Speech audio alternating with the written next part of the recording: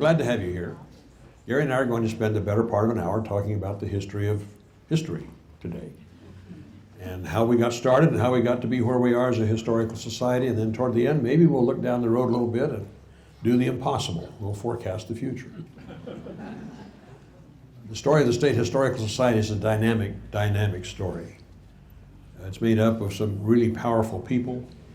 It's made up, when you deal with Missouri history, you obviously are going to be dealing with a fascinating subject. And so we're going to talk a lot about that. We're going to talk about how we got to where we are. Where we are is the Center for Missouri Studies. This building represents a lot of things to us who've been around here for a long time. I look at it as a dynamic expression of history being a living, breathing, fascinating thing. And I think this building makes that statement. Gary worked in the basement of the old library for the better part of his career with the Historical Society. And it's nice that he has a window now. I want to start with a discussion of some words that I saw on the wall of a museum in Kansas City. It said, "We must welcome the future, remembering that soon it will be the past. And we must respect the past, remembering that once it was all that was humanly possible." So here in this building, we collect a record of all that was humanly possible at one time. And we've been saving that and letting people learn from it all this time. Gary, give us a little bit of background on how we wound up in this building, because it's a long story. And, it is a long story. And it also gets into the special relationship that this society has had almost from day one with the University of Missouri. And it's been a really wonderful relationship. Thanks, Bob, and thanks to all of you for being here. Our story begins in the late 1890s with the Missouri Press Association, a group of newspaper publishers, editors, and reporters who had been talking for several years about the need for a state historical society. In May, actually on May 26th, 1898, a meeting in Arkansas, of all places, they decided to start an organization called the State Historical Society of Missouri. They wanted to call it the Missouri Historical Society, but that name was taken by an organization that was founded in St. Louis in 1866 and is still in existence. It's, by the way, it's a great source of confusion for people. Once we got a donation of $5 million, and only to discover that it was meant for them, not us. But these newspaper publishers and editors, many of whom were affiliated with the University of Missouri, decided to start this organization as a private corporation, largely for the purpose of preserving Missouri newspapers. And so that is how we began. In the beginning, we were not state supported. In 1899, the next year, the legislature decided that we should become a state organization without any money, by the way. They gave us no funding. In fact, it was 1901 before we got our first state appropriation, and that was the grand sum of $4,500 that was to carry us for 2 years. But we were ensconced initially in the basement of what is now Jesse Hall. And that couldn't happen today, it wouldn't happen today. It happened then because so many of the people involved with the founding of the organization were part of the University of Missouri. People like Walter Williams, the newspaper publisher who would later become the founder of the J School, E.W. Stevens, a Columbia newspaper publisher, Isidore Loeb, who was the first faculty member at the University of Missouri whose assignment was actually to teach history. History had not been taught as a separate discipline. It was really taught as part of political science and geography and economics. So we started in the basement of the university's then administration building. And in the first decade, we didn't even hire a director for a couple of years. When we did, the first director was paid the grand sum of, I think, $1,000, not a month, a year. And he was a political scientist / historian. During the first decade of the 20th century, the University of Missouri was continually trying to get funding for a new library, what we know now as the old library, Ellis. And the legislature wouldn't fund it. In those days, the legislature was frugal. So that changed as the consequence of a fire on February 5th, 1911, a fire that destroyed the Missouri State Capitol. The Missouri State Capitol was the repository of the state's many rich governmental documents. And so convicts from the Missouri State Penitentiary were sent into the burning building to retrieve documents. And they were put on a railroad car. I think this was largely the initiative of Israel Loeb, wasn't it? And Jonas Viles. And Jonas Viles. Jonas Viles came down after the fire and started picking up all the papers that had been thrown out in the yard. Some of those papers, by the way, still exist, and they're charred on all sides. They were barely rescued. But those records were hauled by freight car to our basement in Jesse Hall. And it was such an embarrassment to the legislature in the state of Missouri that we didn't have a place to put these. So the next session, the legislature authorized the building of a new library to accommodate the University of Missouri and the State Historical Society of Missouri. We moved into that in the fall and early winter of 1915, and we stayed for 104 years. We moved around various places in the library, but we were mostly in the basement for 104 years. By the way, if you walk around this building, you notice a lot of natural lighting. That is by design. That evidences the reality that we were underground for 104 years. I came to the State Historical Society of Missouri after a 30-year teaching career in 2004. And one of the first things we were trying to do was build a new facility.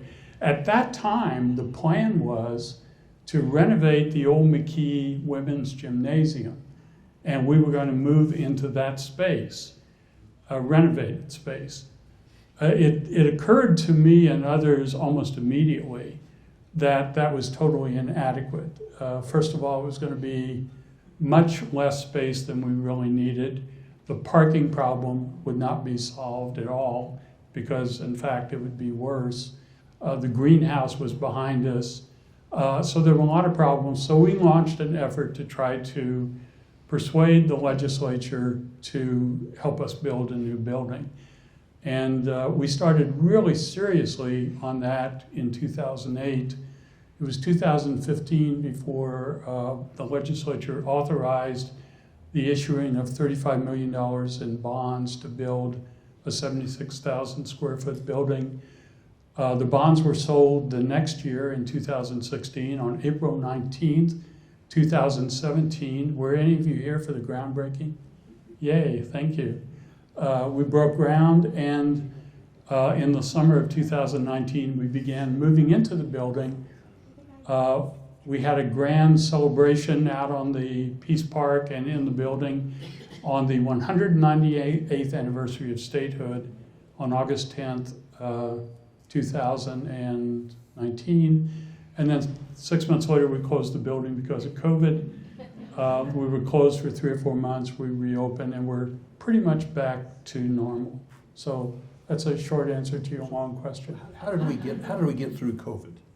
We were closed, but we still were providing services. We were. How did we do that? We did it through the magic of Zoom. One of the things we discovered through COVID is that we could do a lot of things that we didn't think we could do working from home.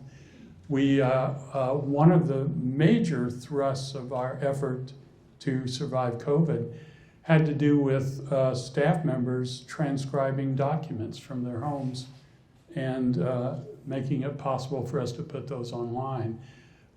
We also got more newspapers online. We did some projects putting some of the artwork online. So there was really a lot of work done. Nobody was laid off at that point, but all has not been great with our experiences with the legislature and the State Historical Society. We've had some bad moments, and one of those came as a consequence of COVID, because when the legislature, we closed, we closed, I think in March of 2020, and the new budget came out on July 1st, 2020. And because of the massive decline in revenues, we lost 1/3 of our budget for that next fiscal year. And as a consequence of that, we were forced to lay off roughly 1/3 of our staff. And that was a very difficult time for us. And but we did. The remaining staff worked every day. We met by Zoom. We did our work by Zoom. Occasionally, people would come into the building masked and social distance. But the doors were closed from, I believe, March 19th of 2020 until early to mid-August of 2020. A very difficult time. So when I first came here, one of the first financial crises we faced was what is called vinegar syndrome.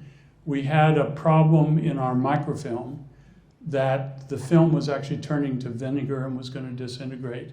And almost immediately we had to raise $100,000 to solve that problem. And we did that over the course of several months. And then in March of 2005, when the legislature was in session, and by the way, when I came here, I was told, you don't have to worry about the legislature. The University of Missouri Department of whatever it was called, Government Relations, will take care of you. In fact, I went to see my good friend Jim Goodrich, who had had a stroke. Many of you knew Jim. Jim had a stroke at the age of 63 and never really fully recovered. But early after his stroke, he was trying to live with one of his daughters before he went to a long-term care facility.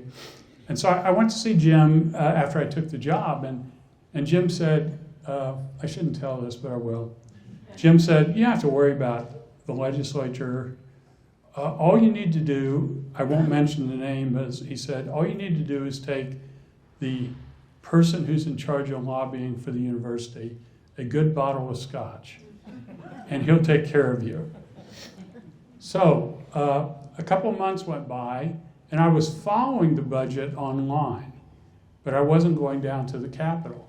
And one day in late March of 2005, I logged on to the website to check the budget, and we weren't there. We just weren't there. And so I texted the guy who I had not given a bottle of scotch. There was obviously the mistake. And I said to him, we're not in the budget. He said, I'm sure it's a clerical error. I'll call you back in 15 minutes. You're okay. He called me back in 15 minutes and said, man, you're not okay. It wasn't a mistake. You've been zeroed out of the budget. And what had happened was, this is in the early days of the Matt Blunt administration. We were in a budget financial crisis, as we almost always are. There was a new House budget chair, and he told the staff, find me some money to save. And there was a House budget staff member who noticed that the State Historical Society of Missouri had a budgetary figure of just under $1 million, and the Missouri State Archives had a similar budgetary figure, and they both did history. And obviously this person concluded they must be duplicate entities, and we can do without one of them. And so the one they were going to do without was us. And that was startling and striking. At first, I was just almost paralyzed of what to do. I had a former student who had been a legislator, and that Sunday morning I came out of church. This is one reason to go to church. I came out of church walking with him, and I said to him, I got a problem. And he asked me what. It turned out he knew the budget chair, and he got me a meeting with him. But the rule in the House Budget Committee then and now was you can't add something without taking something out. So somebody was going to have to lose money for us to get back in. And this went on for a couple weeks. And our staff was apoplectic, had a young man whose wife was pregnant with their first child, and he came by my office at least once an hour to ask me if I'd heard anything. Again, this went on for weeks, and I wasn't at all certain that we were going to exist. I had, by the way, left a tenured position teaching to take this job, which included leaving summers off and a month at, not that I'm bitter. But anyway, so this went on for weeks. One of my chief supporters in the House was a guy you all may remember, Ed Robb. Ed Robb was a former economics professor here, a former county commissioner, a legislator, and also a genealogist who spent a lot of time in our facility. And so I was talking to Ed, and I was talking to anybody who would listen. I can't tell you how many people I talked to, including the governor. And everybody said, well, you got to figure out a way to get something cut so you can get money back in. One night, I was sitting in the corridor. This is in early April 5th, not that I remember, but 2005. I was sitting at about 11 p.m. on a bench outside of Hearing Room 3 in the basement of the Capitol, and I heard Ed Robb make a motion to take $930,000 from the Department of Revenue and add a new line item for the State Historical Society of Missouri. And the motion passed unanimously. And we were back in the budget. We still had to get through the Senate, and then even when we got through the Senate, the governor cut it by 10%. But we ended up with a budget of $830,000 that year. And we also ended up with my resolve to not count on the University of Missouri for lobbying efforts. And so from that moment forward, I became essentially the person who represented us. There's a sort of a funny story about that. At the time, and I'm sure it's still true, nobody went down to the Capitol to talk to legislators without the permission of government relations and the president. And I was doing that. And our relationship with the university doesn't govern us. Our money comes through them. It's very complicated, but we have our own governing authority. A new lobbyist for the university became incensed when he discovered that I was representing us down the Capitol. And he called me one day, yelling, screaming at me, and he said, I need to talk to you. I said, okay, come on over.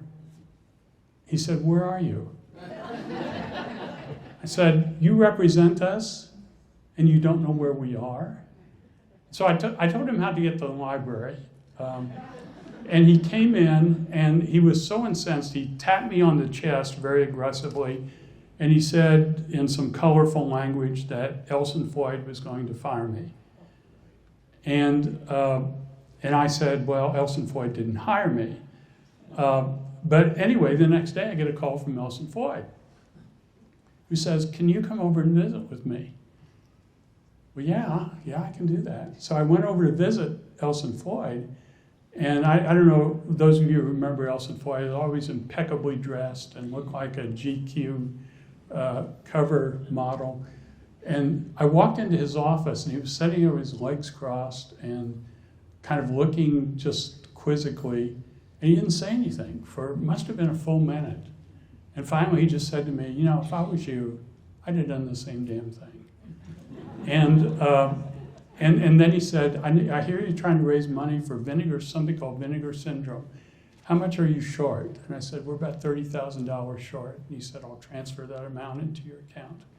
And just like that, we were back in the budget, we had a new lobbyist, and we had the vinegar syndrome problem solved. You're going to be afraid to ask me any more questions. I want to go back to the founding by the newspaper people. I've been to a lot of states, a lot of libraries, local libraries and the like, in various states doing research.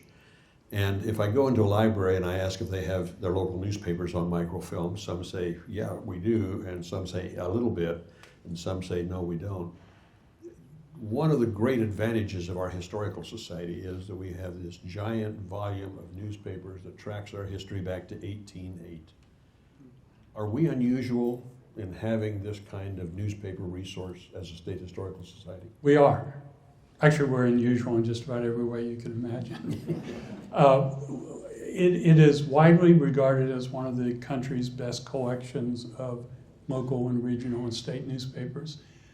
I have been using that newspaper collection for more than 50 years. When I was a young faculty member at Lincoln University, actually when I was a graduate student in the late 1960s, I started coming over to use the newspaper collection, and I continue to use it to this day. And in my mind, with due respect to the art and manuscript collections, for me it's still one of the jewels of our collection, and it's one that I use on a regular basis. Now a lot of it is online, but we have over 60 million pages of newspaper on microfilm. It'll never all be online. The vast majority of it will still be upstairs on the second floor. What happens to all these old newspapers after we microfilm them? The archivist doesn't like to hear the word destroyed, but they are usually destroyed. Newspapers are made on very cheap, poor quality paper. We don't have the space to keep the newspapers, and they wouldn't last if we did keep them. We do have some bound volume newspapers that are on higher quality paper from the 19th century in our facility, and we could pull those out if you ever want to see the originals. But for the most part, in our world, even today with digitization, microfilm is the preservation tool. Microfilm lasts for 500 years. You may lose your digital file before you get home. So we think of digitization as an access tool and as microfilm as the preservation tool. We've expanded into so many other areas of preserving history. One of the big ones is oral history. We now have a second oral historian on the staff.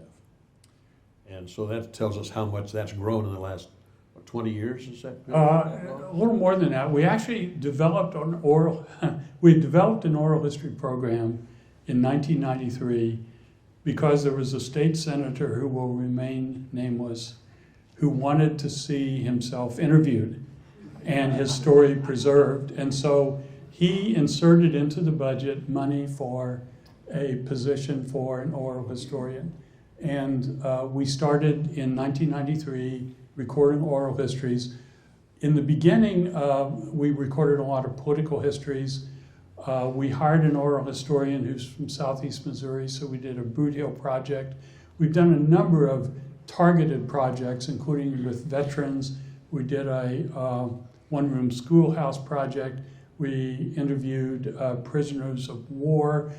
And just in January, we were able to hire a second oral historian who I'm looking at right now back at the table. Hey, Doug. We're very pleased to have Doug Jennings, who has a PhD from the University of California at Santa Barbara, and Sean Rost, a local product from Jefferson City, who has a PhD here from the University of Missouri. They're a terrific duo. and I'm very excited to have both of them here. I have found that the best sources of history, you can read all the newspapers you want and all the official documents, but it's journals and letters and oral histories that really bring the humanity of history to life. And we've got all of those. You've got journals, we've got diaries, we've got the oral history. I like to say there are ghosts that live in boxes around here. Well, and we have manuscripts. One of the things we are also very well known for is our massive manuscript collections. One of my favorite manuscripts is a journal that we have, is a journal that William Clark kept in 1798, 6 years before the voyage of discovery. He kept a journal on a trip down the Mississippi River to New Orleans. And we have that journal. We have an amazing number of Civil War diaries and Santa Fe Trail journals, correspondence that date to the pre-statehood period. We have the papers of many of Missouri's prominent political leaders. I'm going to St. Louis from here for an announcement that we're going to begin processing the papers of William Hungate, who was a congressman in the 70s and 80s, and if you're old like me, you will remember him as one of the really funny guys on the Watergate committee. But also he later became a federal judge and presided over the desegregation case in St. Louis. We are currently taking Senator Blunt's papers. We have Tom Eagleton, John Danforth, Christopher Bond, Champ Clark, an amazing number of prominent people. But we also have letters written between husbands and wives, sons and their mothers during World War II and Korea and Vietnam. Again, it's an amazing collection of materials that continues to grow virtually every day. And a lot of these things are things that people think really aren't of any value. And when I run into somebody who says, well, I've got this old business record of my grandfather's business, what should I do with it? I said, well, take it up to Columbia, because business records are something that tell us an awful lot about how society was at one particular time or another. So it's a lot of the obscure stuff that we have that really is not obscure at all. It's very valuable. Yeah, I mean, I think of historical records as windows into a house. There are lots of windows that each give you a different view of what's in there. I think, I enjoy newspapers, but it's really hard to beat correspondence when people, or journals, diaries. We have a large number of diaries. We have a diary of a governor's wife from the 1890s who talks about riding her bicycle down Capitol Avenue to go visit prisoners, women prisoners who were incarcerated in what was then the old Missouri State Penitentiary. So, if you're looking for something to do, this is a great place to hang out. And, I feel fortunate. I used to come here not every day, but as often as I could. And now they pay me to come here. Can you imagine? So, sometimes if you've got a lot of family archives or something, and you worry that the next generation is going to just put them in a dumpster sometime, get in touch with us. Yeah, we'd love to. We have a fabulous archive staff led by Laura Jolly. We also have, by the way, research facilities in 5 other locations. In the mid-60s, we opened a facility once the University of Missouri system was created. In 1967, we opened a facility on the University of Missouri St. Louis campus. A few years later, we opened one in Kansas City and then Rolla. About a decade and a half ago, we opened a facility in Cape Girardeau, and a decade ago, we opened a facility in Springfield. So you can access those materials, and in fact, we have a courier system that moves records from one facility to another. A number of years ago, there was a professor writing a book from Rolla, and a biography of Tom Eagleton. There were over 400 cubic feet of Tom Eagleton's records. And we just shipped him a few boxes at a time to Rolla, and he was able to produce a book without setting foot in our facility in Columbia.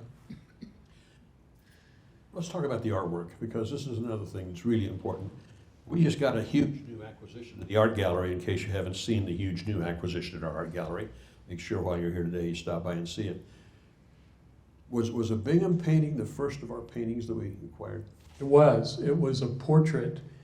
Joan will correct me.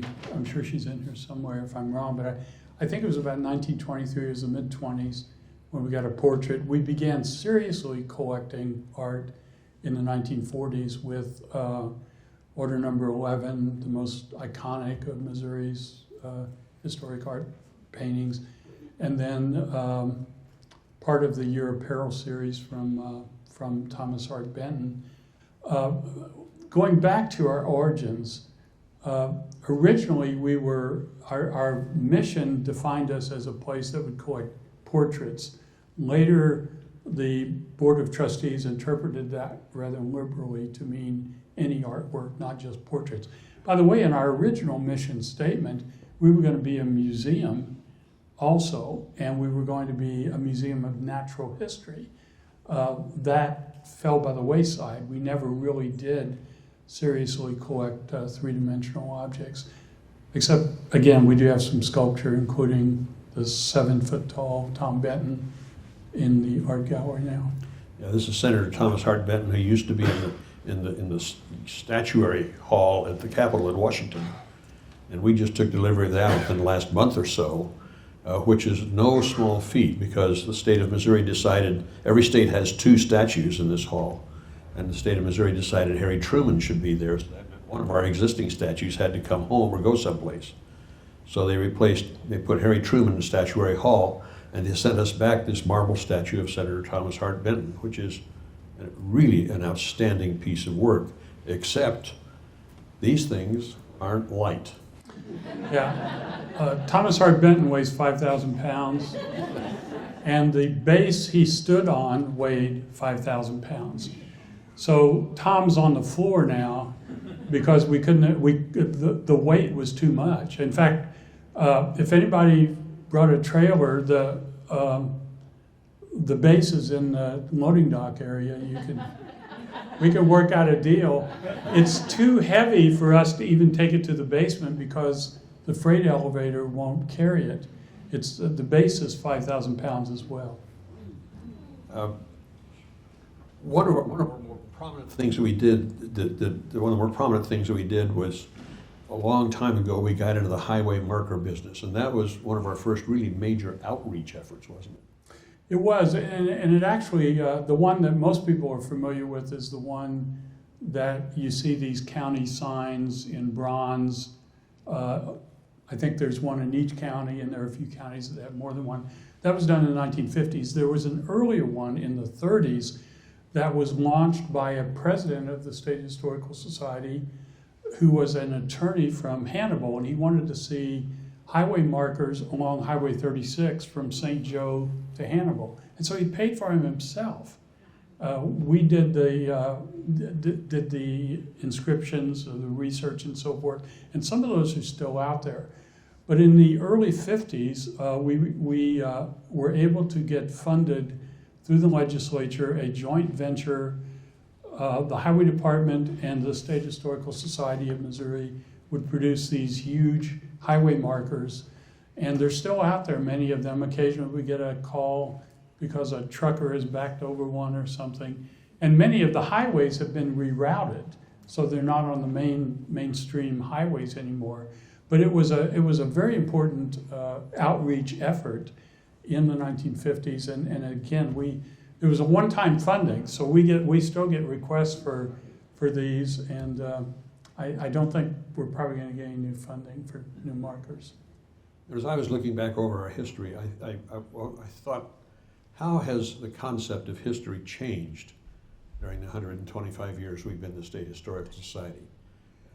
What constitutes history? What constitutes saving history? What constitutes researching history? Has the writing of history changed? Now, you probably have a better grasp of that than I would, but has history changed? Yes, certainly the writing of history and the focus of history and the effort at keeping history. when the State Historical Society of Missouri was founded 125 years ago, most history that was written in Missouri and elsewhere was political history, diplomatic history, and most often it was the story of old white men. It was celebratory of political achievement and of battle achievement. And one of the things that hasn't changed is that the Civil War was at the forefront of it. There was so much writing about the Civil War in the 1890s. In fact, in the wake of the emergence of the so-called Lost Cause and the founding of the Daughters of the Confederacy and the Sons of the Confederacy and so forth. Even today, the single most voluminous amount of submissions we get from the Missouri Historical Review are on the Civil War. But then it was overwhelming. That didn't really change. The emphasis away from politics and diplomacy, in my judgment, didn't really change until the late 1950s and early 1960s, during which emerged what I call the new history and is now kind of an old history because it's more than a half century old, but social history. The history of the working class, the history of women, the history of minorities, the history of immigrants. And it's reflected, these changes are reflected in our journal and in the submissions we get to the journal. So you begin to see, in the 1960s and 70s, you begin to see articles in the Missouri Historical Review about women's history, although that's pretty slow. It's more, there's a lot of black history in the 1960s and 70s. There's immigrant history. And even the writing about the Civil War is more about the everyday soldier, not the generals, for example. So it's changed dramatically. And doing research has changed dramatically. There are people in this room who remember, as students, sitting at microfilm readers and cranking through endless frames of microfilm with no indexes to any of the film. Today, you can go on newspapers.com through our website and you can do a word search on any number of topics or people and you can get 1,000 hits and you don't have to reel through. I can remember sitting in a microfilm room all day hoping for one good hit. You know, in those days you knew when an event occurred or you knew when a person lived and where they might have been, and you just took a wild shot at trying to find them in the region you thought they might be in a certain month and year. And you were ecstatic if you found it. That's not how research is done today. And that's a good thing. Who's the most notable historian that's come to us for research on a book they wanted to do? David? Bob Priddy. Has David McCullough been here? I don't know. The research staff probably could help me out here, guys. I don't know. Stephen Aaron was here a lot when he was working on those books. What do you think is the role of historical fiction? I read it. I think for me, one of the greatest roles of historical fiction is that it interests people in history. I love historical fiction. I didn't always agree with his politics, but one of my favorite writers of historic fiction was Robert Penn Warren. His Huey Long book I thought was just terrific. And Robert Penn Warren, by the way, you started this conversation with talking about history being all we kind of have to go on. There's a great book by Robert Penn Warren titled World, Enough, and Time. And in that book, he has the protagonist say, we are all stuck with trying to find the meaning of our lives. And all we have to go on is the past. I think there's truth in that. But I think, for me, again, the great benefit of historical fiction is that it interests people in historical events. One more thing I want to touch base with you on that I should have mentioned earlier, before we maybe take a question or two. We're lucky in all of the places that we have been on this campus, in Jesse Hall and in the library and the various places, that we have not lost a lot of our documents because of water, fire, humidity. How did we survive? I was wondering where that was going with lost. We sort of take pride in not losing anything. Yeah. Yeah, we've had some close calls, honestly. Going back into the 1930s, there was a fire in Ellis. Some of you may remember in 2011, I think September, when an arsonist attacked the library, and we didn't get any fire, but we had a lot of damage, water damage. I got a call 4:30 or 5 that morning from the University PD, and when I got over to the building, there was about 6 inches of water on the floor in my office, and we strung plastic sheets and opened the windows because the sprinklers were still going off, and they couldn't shut the sprinklers off. We had problems in the art gallery for years with condensation of pipes behind walls, water seeping through. In fact, one of the reasons we were able to get movement on funding for the new building was that the then governor, Matt Blunt, who was a serious student of history, came over and looked at our art collection and asked us to get an appraisal of the art collection. At the time, we didn't have money to even hire an appraiser, but we decided we needed to do it.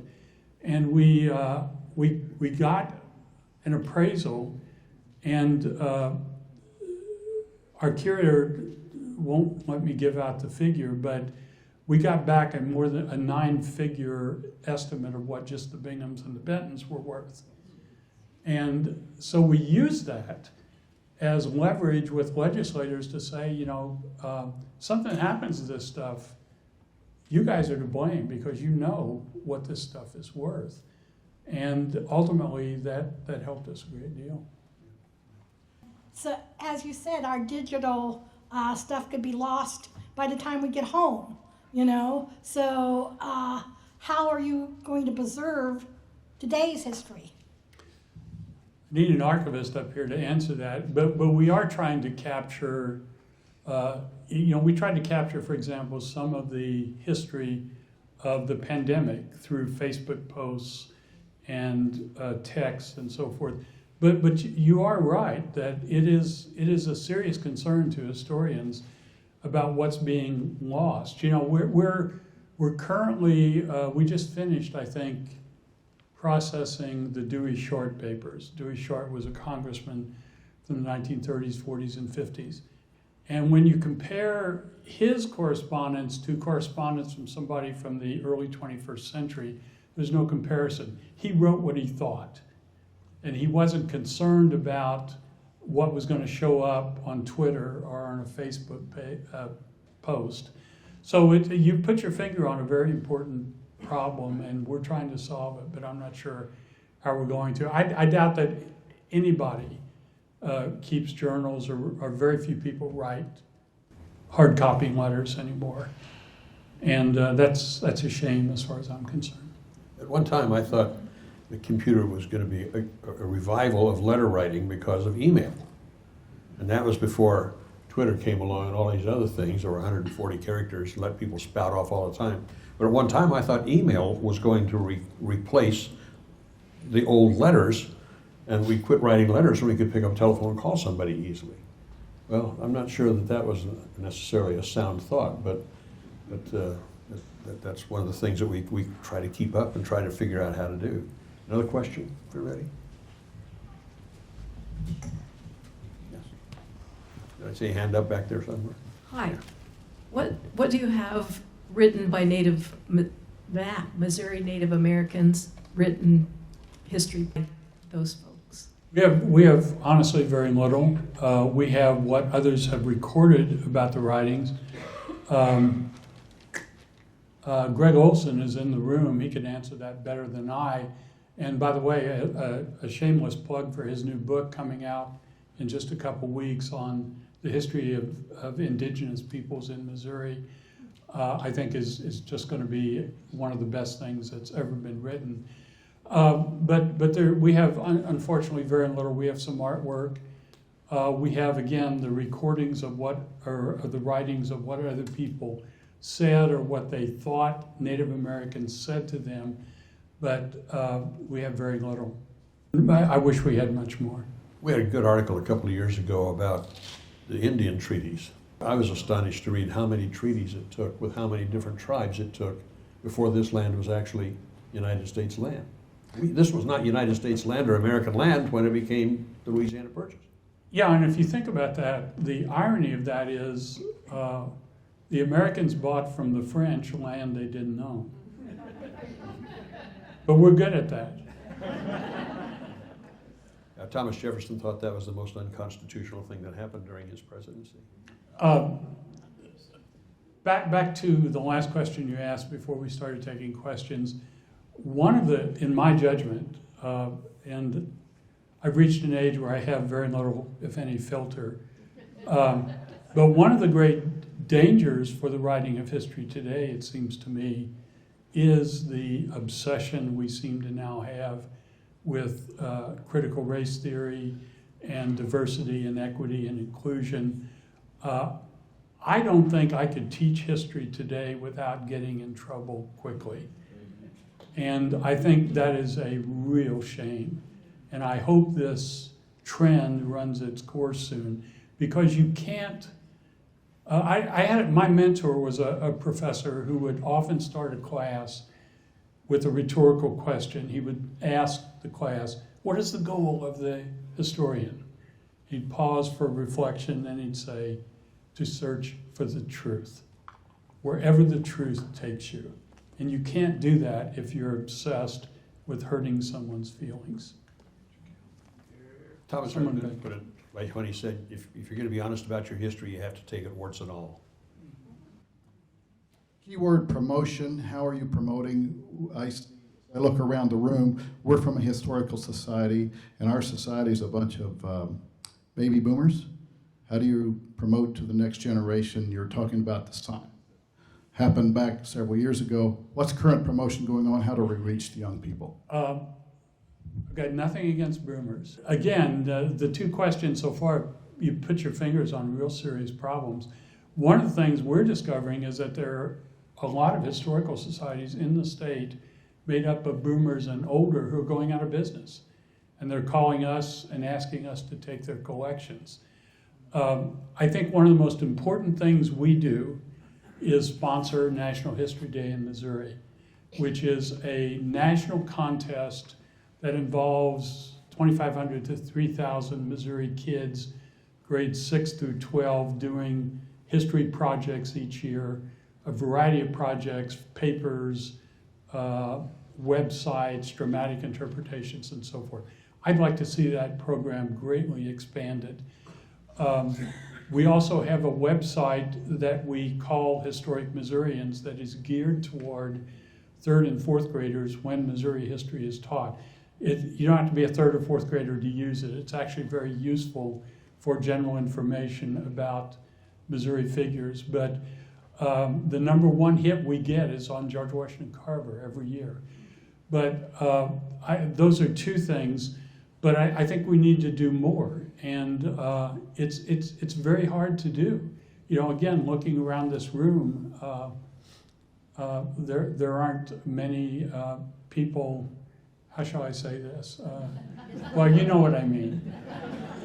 It's like going to a historical society meeting. Earlier, you mentioned preserving memoirs as in the movement towards appreciating local history. Here at the archives, there are a fair amount of memoirs and biographies, but they blend the genre, the area of study of history and literature. How do you balance acquiring folklore, legends, literature, poetry? Because I've seen those in your collections here. Yeah. That is a priority for us as well, particularly our collection of Ozark folk tales, for example. It's just a wonderful collection.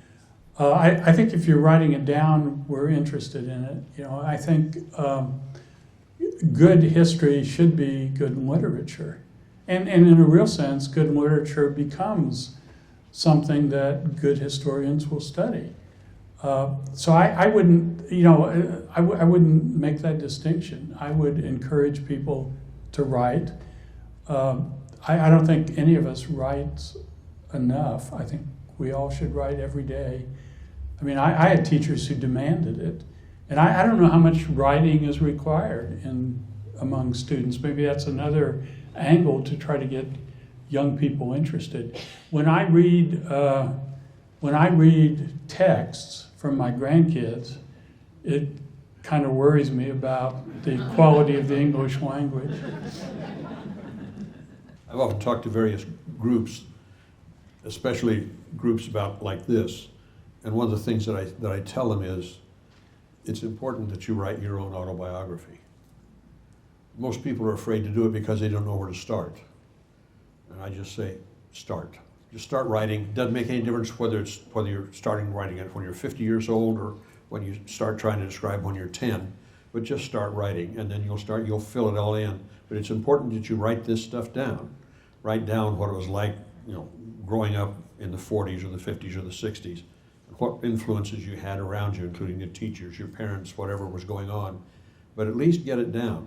And if you don't want to write it, go find a tape recorder and put a recorder in there and just start talking. Some of the most valuable stuff I have is about 3 hours of my mother, who grew up in Kansas, remembers World War I, and she went through the Dust Bowl and all of this. And it's great stuff to have for family history, but it's also great stuff for places like this to have too. So get busy and just start writing things down. Bill Clark is sitting over here. We've got 6 hours of Bill Clark on tape. That's all. Yeah, and we had to shut him up then. But write it down. Don't quit. Don't be afraid to start. Yes. I would echo both of those comments. Believe in yourself and the power of your ability to write. I know people sit down and they think, I don't have anything to say. Writing is a way of thinking, in my mind. And when you begin to write, just trust, if you write it, they will come. The words will come. The thoughts will come. And, go home and write about what you didn't learn that you wish you had today in this session. And maybe 25 or 30 years from now, your journal will end up in the State Historical Society of Missouri. We'd love to have it. When I was getting ready to come over, I looked in my closet and I found on the shelf this t-shirt. Gary has one like it, except his is black. And this is the t-shirt that we wore when we were judges about a month ago for National History Day in Missouri. And we looked, I don't know how many hundred kids did we have here, who did all kinds of history projects. 500. How many? Over 500. Over 500 students were here. And they did all kinds of projects, from performance to web pages to stand-up displays, and all kinds of other things about history on a topic. And I got to thinking, we are now at 125 years. We have existed for more than half of this country's history as a state historical society. And some of the kids that we saw a few weeks ago, are probably going to be trustees of this society when we celebrate our 150th birthday. And more are likely to be trustees when we're 175. And there'll probably be a few of those kids, maybe, who demonstrated at History Day that are probably going to be here for our bicentennial. Now, we don't know what kind of a state they're going to be living in, but we do know that as long as this institution exists, there's going to be history. And they're the ones who are going to be preserving it, and they're the ones who are going to be protecting it, for their generations, just as we have for ours. That's been part of our mission for 125 years. And I think that we're going to leave a legacy for those who come after us of caring for history and making sure that history is alive and valuable to everybody. And I really want you to understand how seriously we take that responsibility. It is a sacred trust that you place in us to preserve your and our collective history. It is a passion for us. People who work here because they love what they do. And again, I thank you all for coming today. We have some birthday cake. One great way to celebrate our birthday would be to give us or give someone a membership in the State Historical Society as a gift. And maybe that's what you're going to say, Jennifer. Yes. But I'm very grateful that each of you is here today. Thank you very much. Yes.